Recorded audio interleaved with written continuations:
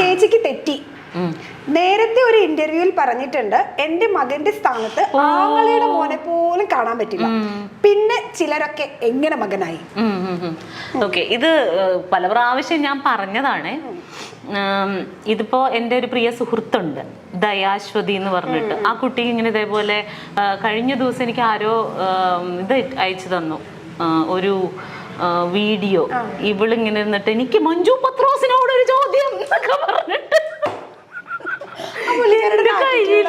എന്റെ കയ്യിൽ അവളുടെ നമ്പർ ഉണ്ട്, എന്നോട് ചോദിക്കാനായിട്ട് എന്റെ അടുത്ത് ചോദിച്ചാ പോരെ? അതിനൊരു അവളുടെ സംശയമാണെങ്കിൽ വിളിച്ചു ചോദിച്ചാൽ മതി. അവളുടെ സംശയം എന്നാണ് അവള് പറഞ്ഞത്. എനിവേ, എന്റെ മകനായിട്ട് എനിക്ക് വേറെ ആരെയും കാണാൻ പറ്റില്ല എന്ന് പറഞ്ഞത് ഞാൻ തന്നെയാണ്. അത് ബിഗ് ബോസിനൊക്കെ ഒരുപാട് മുമ്പാ. ഒരുപാടല്ല, എനിക്ക് തോന്നുന്നു ബിഗ് ബോസിന് പോകുന്നതിന്റെ തലേന്നോ എന്നാണെന്ന് ഞാനൊക്കെ സംഭവം ഞാൻ പറഞ്ഞതാണ്. അതുവരെ എനിക്ക് അങ്ങനെ കാണാനും പറ്റില്ലായിരുന്നു. ഒരമ്മമാർക്കും പറ്റിയിട്ടുണ്ടാവില്ല എന്നാണ് എൻ്റെ ഒരു കാൽക്കുലേഷൻ. അതെന്താന്ന് വെച്ചാല് നമുക്ക് പറയാനുണ്ടായ സാഹചര്യം, സുനിത ദേവദാസിന്റെ ഇന്റർവ്യൂലോ മറ്റോ ആണ് ഞാനത് പറഞ്ഞു എന്ന് തോന്നുന്നു. അവള് ഓൺലൈനിലോ മറ്റോ ഇന്റർവ്യൂ എടുത്താണ്, എന്താണെന്ന് എനിക്ക് കൃത്യമായിട്ട് ഓർമ്മയില്ല കേട്ടോ. അപ്പോൾ ഞാൻ പറയാനുണ്ടായ സാഹചര്യം ഇതേപോലെ നമുക്കിപ്പം ഇത് കുറേ പേർക്ക് റിലേറ്റ് ചെയ്യാൻ പറ്റുമായിരിക്കും. നമുക്ക് എപ്പോഴും ഫോൺ കോളുകൾ വരും.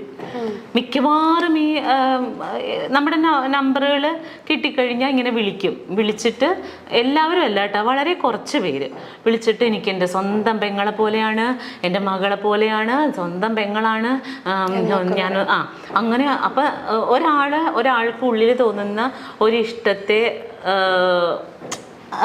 അയ്യോ എനിക്ക് താല്പര്യമില്ല എന്ന് പറഞ്ഞു വെക്കാൻ അവരെ ഹേർട്ട് ചെയ്യേണ്ട കാര്യം നമുക്കില്ലല്ലോ.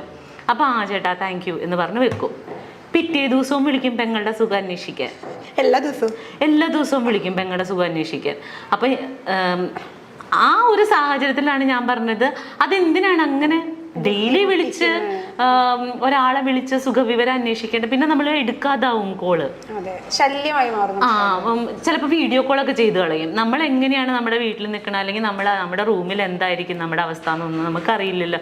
ചിലപ്പോൾ കുളിക്കാൻ കയറുന്ന ടൈമായിരിക്കും വീഡിയോ കോളൊക്കെ ചെയ്യും. അപ്പം അതൊക്കെ നമുക്ക് ടെക്നിക്കലി ഇതൊക്കെ ബുദ്ധിമുട്ടല്ലേ.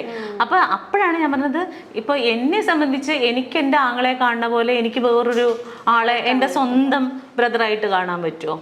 ഇല്ല, പറ്റില്ല. എനിക്ക് എൻ്റെ മകനെ പോലെ എനിക്ക് വേറൊരാളെ കാണാൻ പറ്റില്ല എന്ന് ആ സാഹചര്യത്തിലാണ് ഞാൻ പറഞ്ഞത്. ഓക്കെ, അതിനുശേഷം ഞാൻ ബിഗ് ബോസിൻ്റെ ഉള്ളിൽ പോയി. കുറേ ബിഗ് ബോസിന് അത് വേറൊരു ലൈഫാടാ. ഇപ്പോൾ കൊറോണ വന്നു, നമ്മുടെ വീട്ടിൽ TV ഉണ്ട്, മ്യൂസിക് സിസ്റ്റം ഉണ്ട്, നമ്മുടെ കുഞ്ഞുങ്ങളുണ്ട്, അച്ഛനുണ്ട്, അമ്മയുണ്ട്, നമുക്ക് ഇഷ്ടമുള്ള സാധനങ്ങൾ ഉണ്ടാക്കി കഴിക്കാം. കള്ളുകുടിക്കുന്നവർക്ക് വീട്ടിൽ മദ്യം ഉണ്ടെങ്കിൽ അതും കുടിക്കാം. ആർക്കും ഒരു പ്രശ്നം ഉണ്ടായിരുന്നില്ല. ആകെ നമുക്ക് പോകാൻ പറ്റാത്തത് നമ്മുടെ വർക്കിംഗ് സ്പേസിൽ പോകാൻ പറ്റുന്നില്ല, റോഡിലേക്ക് ഇറങ്ങാൻ പറ്റുന്നില്ല, കടകളിൽ പോകാൻ പറ്റുന്നില്ല. ഇതായിരുന്നു നമുക്കുണ്ടായിരുന്ന ബുദ്ധിമുട്ട്.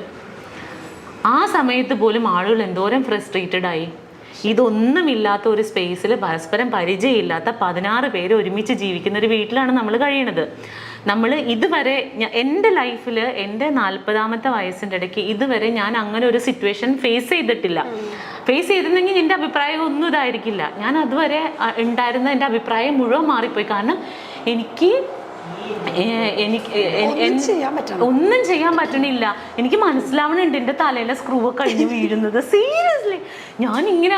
അപ്പൊ എൻ്റെ ഒരു ആഗ്രഹം, എനിക്ക് ബെർണാച്ചനെ കാണാൻ പറ്റില്ല. ദൈവം എനിക്ക് അവൻ്റെ കൈയൊന്ന് അതിൻ്റെ ഇടയിൽ കൂടി ഒന്ന് കാണാൻ പറ്റുമായിരുന്നെങ്കിൽ ഞാനവിടെ നിന്ന് പൊട്ടിക്കരഞ്ഞിട്ടുണ്ട് കുഞ്ഞിനെ കാണാൻ പറ്റാതെ. കാരണം അപ്പൊ ചോദിക്കും നീ എന്തിനാ പോയെന്ന് ചോദിക്കും. ഞാൻ ഓർത്ത് എനിക്ക് ഈസി ആയിട്ട് അത് സർവൈവ് ചെയ്യാൻ പറ്റും എന്നാണ്. ഇന്നും ബെർണാച്ചനെ സ്കൂളിൽ പോയപ്പോൾ ഞാൻ ടോയ്ലറ്റിലിരുന്ന് കുറേ കരഞ്ഞു. വേറെ ഒന്നുമല്ല, ഞാൻ ഇന്ന് അവിടെ നിന്ന് പോരും, എനിക്കിന്ന് അവനെ കാണാൻ പറ്റില്ല. സ്കൂൾ വിട്ട് വന്ന് കഴിയുമ്പോൾ ഇനി ഞാൻ 10-15 ദിവസം കഴിയുമ്പോഴേ ടിഷ്യൂ തരും. സീരിയസ്ലി അല്ല, ഇത് കണക്കിലാക്കണ്ട. അപ്പൊ ഇനിയിപ്പോ ആൾക്കാർ സ്കൂളിൽ പോകുമ്പോഴും അമ്മ കരയുന്നു. അതല്ല അതിന്റെ ഫീല്. അവന് സ്കൂളിൽ പോയി എനിക്ക് അവനെ ഡെയിലി കാണാൻ പറ്റില്ല. അപ്പോൾ ഇനിയിപ്പോൾ വൈകുന്നേരം സാധാരണ ഞാൻ ഇവിടെ ആണെങ്കിലും വീട്ടിലുണ്ടാവും ഞാൻ അവൻ വരുമ്പോൾ, അല്ലെങ്കിൽ രാത്രി ഞങ്ങൾ ഒരുമിച്ചാണ് ഉറങ്ങണത്. ഇന്ന് മുതൽ ഇനി അത് പറ്റില്ല. ഇന്നിപ്പോൾ ഞാൻ പോകുമല്ലോ. അപ്പോൾ എനിക്ക് അവൻ പോകുമ്പോൾ ഒരു തിങ്ങലാണ്. ഇതിൻ്റെ 100 ഇരട്ടിയാണ് ഞാൻ ബിഗ് ബോസ് വീട്ടിൽ വെച്ച് അനുഭവിച്ചത്. അവിടെ വെച്ചിട്ടാണ് ഈവൻ ഫുക്രു, ഞാൻ പറഞ്ഞത് സത്യമാണ്. അവിടെ വെച്ചിട്ട് എനിക്ക് ബെർണാച്ചനായോ എന്നുള്ളതല്ല, ആ ഒരു സ്ഥലം ഫില്ല് ചെയ്യാൻ വേണ്ടിയിട്ട് ഈ കുട്ടി എന്നെ ഒരുപാട് ഹെൽപ്പ് ചെയ്തിട്ടുണ്ട്.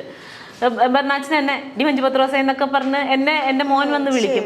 അതുപോലെയൊക്കെ ബർണാച്ചൻ ഹലോ, അതുപോലെ ഇവൻ ഫുക്രപ്പം വന്നിട്ട് ഡി മഞ്ജു പത്രോസ എന്ന് വിളിക്കുമ്പോൾ ഞാൻ പെട്ടെന്ന് അയ്യോ എനിക്ക് കൊച്ചു വിളിക്കുന്ന പോലെ തോന്നും. അതുപോലെ ഇപ്പൊ എനിക്ക് ഫുഡൊക്കെ ഭയങ്കര ഇഷ്ടമാണ്. അപ്പോൾ ഇന്നലെ ബർണാച്ചൻ ചോറുണ്ട് കഴിഞ്ഞപ്പോഴത്തേനും ഞണ്ടൊക്കെ എനിക്ക് ഭയങ്കര ഇഷ്ടമാണ്. അപ്പൊ അവൻ ചോറുണ്ട് കഴിഞ്ഞപ്പോൾ അതിൽ നിന്ന് ഒരു കഷ്ണം ഞണ്ടെടുത്ത് എനിക്ക് തന്നു. എനിക്കിഷ്ടമാണെന്ന് അറിഞ്ഞോണ്ടാ. അതുപോലെ തന്നെ ഇവൻ കറിയൊക്കെ വെച്ചിട്ടുണ്ടെങ്കിൽ എനിക്ക് ചിക്കനൊക്കെ ഇഷ്ടമായതുകൊണ്ട് ഇവൻ അവന്റെ ചിക്കൻ പീസ് എനിക്ക് തരുന്നുണ്ട്. എന്റെ പപ്പടം എടുത്തോണ്ട് പോവും അവൻ അതാ ഇഷ്ടം. അപ്പോൾ അങ്ങനെയൊക്കെ അങ്ങനെ ഒരു റിലേഷൻഷിപ്പ് അവിടെ കിട്ടിയത് കാരണം എനിക്ക് പെട്ടെന്ന് ബർണാച്ചനായിട്ടാണ് റിലേറ്റ് ചെയ്യാൻ പറ്റുന്നത് അവനെ എന്ന് വിചാരിച്ചിട്ട്. അവൻ എൻ്റെ മകനായിട്ട് ഞാൻ ദത്തെടുത്തു എന്നല്ല അതിൻ്റെ അർത്ഥം. ഇതൊക്കെ സാമാന്യ ബോധമുള്ളവർക്ക് മനസ്സിലാകും, ഇല്ലാത്തവരോട് പറഞ്ഞിട്ട് കാര്യമില്ല. അപ്പോൾ ഇതിപ്പോൾ ദയക്കും കേൾക്കുകയാണെങ്കിൽ ദയക്കും കൂടി മനസ്സിലാവട്ടെ എന്ന് വിചാരിച്ചിട്ടാണ്. അല്ലാതെ ദയ അപ്പം അതിനകത്ത് ചോദിച്ചു എന്താണ് ഓന്ത് നിറം മാറുന്നത് പോലെ നിറം മാറുന്നവളാണോ എന്നൊക്കെ ചോദിച്ചു. അല്ല, ദയനോട് പറയണോ ഓന്ത് നിറം മാറുന്ന പോലെ നിറം മാറിയതൊന്നുമല്ല, ഇതാണ് ഇതിൻ്റെ വാസ്തവം.